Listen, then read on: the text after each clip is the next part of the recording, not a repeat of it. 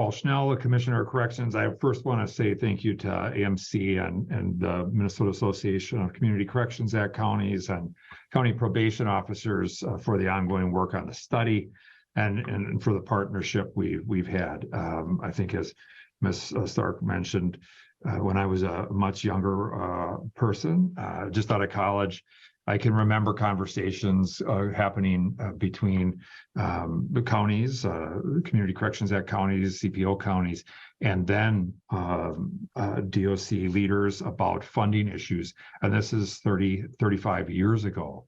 And so I think, as Ms. Stark pointed out, this is historic in the sense that finally, I think we're in a place where we come together to try to develop a system that addresses our state's needs as it relates to this.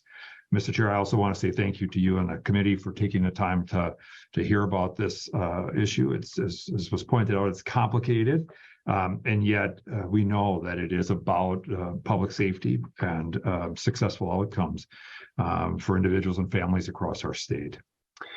The next slide is the Department of Corrections has a unique role in that we provide the pass-through funding as the executive branch agency who is charged with providing an accounting of that subsidy and its distribution, along with ensuring and reporting on system outcomes. The DOC, as was mentioned, is also a provider of supervision services in the counties that choose to have the department provide those services. We have a grants and subsidies unit that is responsible for providing those subsidies, and they also work with the counties in the development of their comprehensive plans for community supervision, which is required of Community Corrections Act counties and would be something that we would like to see all counties, regardless of delivery systems, participate in to ensure that counties and county leadership have a level of awareness of what's happening with community supervision across their county. Next, we can show you, it was briefly mentioned, the areas where the DOC provides services.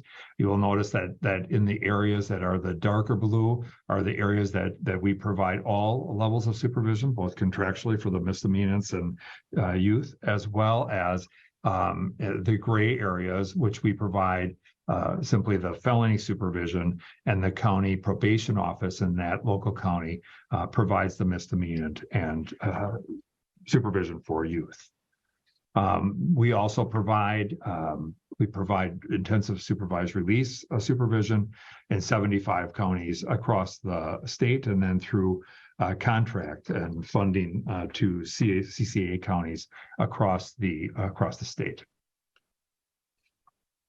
Next slide. So we as was indicated, there has been a tremendous amount of work. We using a lot of the information that came out previously with the work with the Council of State Governments, the governor and lieutenant governor are proposing in their budget recommendation a substantial increase for community supervision that really recognizes the need for evidence-based practices, sufficient funding in order to meet the needs, and making sure that the state fulfills its obligation for funding to the counties, and then really engaging in tribal governments as a part of the solution here, while recognizing the fact that tribal Native Americans in our state have among some of the worst outcomes as it relates to supervision and criminal justice involvement overall. What the priorities in our recommendation really are to maintain these strong partnerships across counties and tribes and all public safety networks across our state.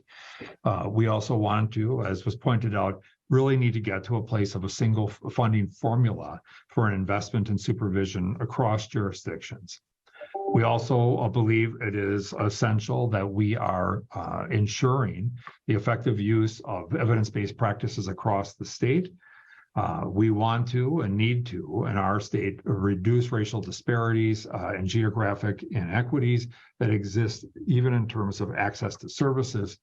And related to that, we really want to make sure that there is improved access to community-based services for behavioral or mental health services, substance use disorder treatment, and employment placement services.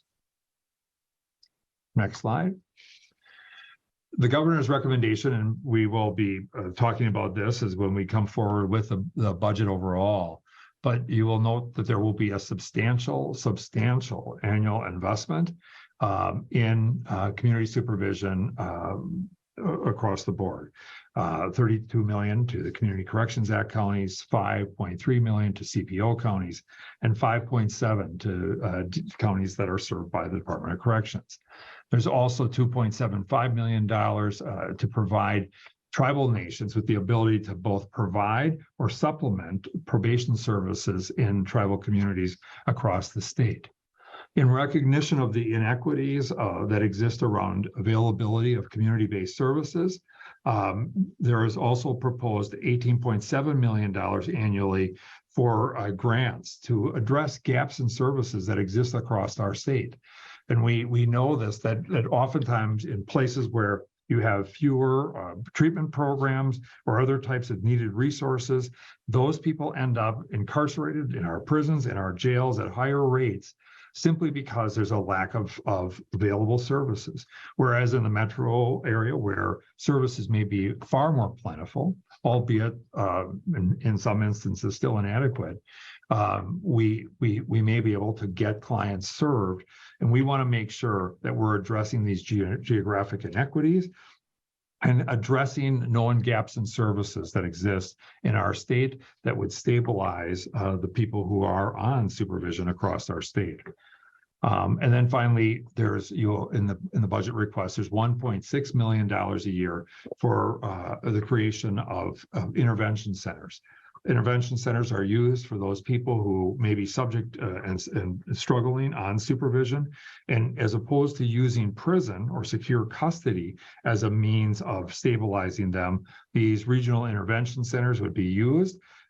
They would be staffed and using evidence-based practices to work to stabilize and get them back out into the community at less cost, really, and ultimately more effective interventions than you might see by placing someone in prison for a period of 60, 90, or 180 days. Next slide.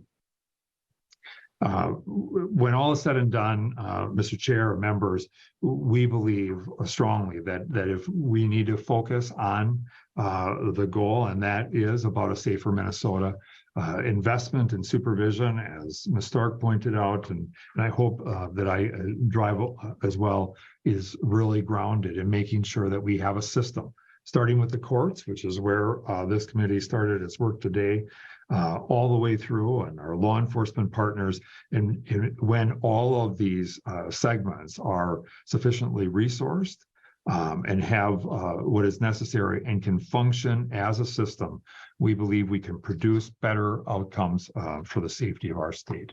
And with that, Mr. Chair, I would conclude and stand for any questions along with Ms. Stark and others on the call.